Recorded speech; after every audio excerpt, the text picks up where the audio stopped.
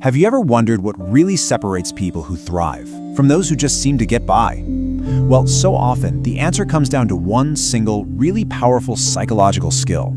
Today, we're going to dive into the science of self-confidence and explore how you can actually build it for yourself. So what if I told you there was one skill that could genuinely improve your health, your relationships, and your overall success in life? It's not some big secret or a magic shortcut. It's self-confidence. Let's explore the science behind this amazing trait and, more importantly, how you can start to cultivate it. Okay, so to really understand the power of confidence, we first have to get really clear on what it actually is. And just as important, what it isn't. So let's start right there by defining real confidence and clearing up a few common mix-ups. Let's start with self-esteem. I want you to imagine it's like the foundation of a house. It's that deep, core belief in your own worthiness, that feeling that you're valuable just because you exist. It's not about being perfect, not at all. It's about accepting yourself, flaws and everything. So, if self-esteem is that solid foundation, then self-confidence, well, that's the actual structure you build on top of it. It's your trust in your own ability to handle what comes your way, to learn new things, to face a challenge. It's a little less about who you are and a lot more about what you believe you can do. You know, this is such a crucial distinction to make. For a long time, people worried that having high self-esteem might actually lead to narcissism. But as you can see, they're really fundamentally different things. On one side, you have healthy self-esteem, which is all about connection and self-acceptance. And on the other, you have narcissism, which is rooted in a feeling of superiority. Research from UC Davis actually confirms that genuine self-esteem leads to better relationships, while narcissism, well, it tends to damage them.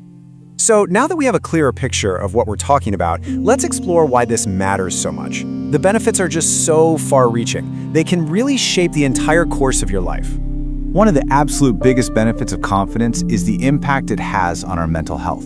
It almost acts like a protective buffer, shielding you from that constant hum of worry and self-doubt. It really helps to quiet that nagging inner critic, which in turn makes you so much more resilient to things like anxiety and depression. Confidence also has this really surprising effect on how we interact with other people.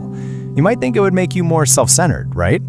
But it's actually the opposite. When you aren't constantly worried about what others are thinking of you, you're free to just be present, to truly listen and connect with them. And that's where deeper, more meaningful relationships come from. I think this really captures how confidence fuels our drive to achieve things.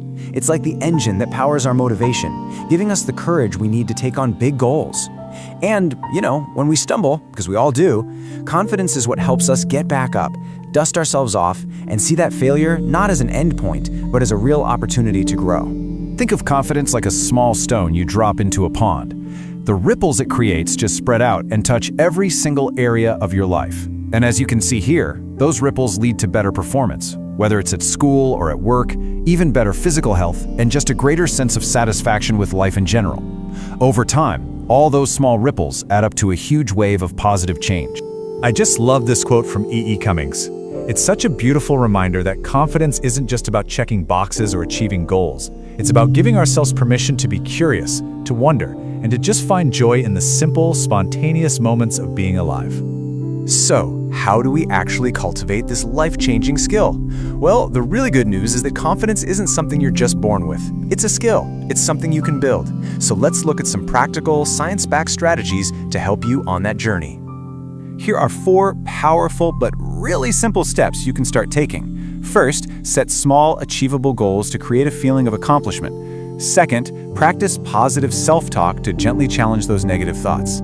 Third, adopt a confident posture because your body can actually send powerful signals to your brain. And fourth, visualize success to prepare yourself for real-world challenges. Let's just zoom in on that first step for a moment. Think about it this way. If your goal is to run a marathon, don't just fixate on crossing the finish line. Instead, focus on your daily run, on improving your time just a little bit, on sticking to your plan for the week. It's those small, consistent wins that build the kind of lasting confidence you'll need to actually get there. As we wrap up, I just want to leave you with a question to reflect on. Remember, building confidence isn't about making one giant, terrifying leap. It's about taking one small, brave step and then another. So what is one small thing you can do today to start building that trust in yourself? Thank you for joining me.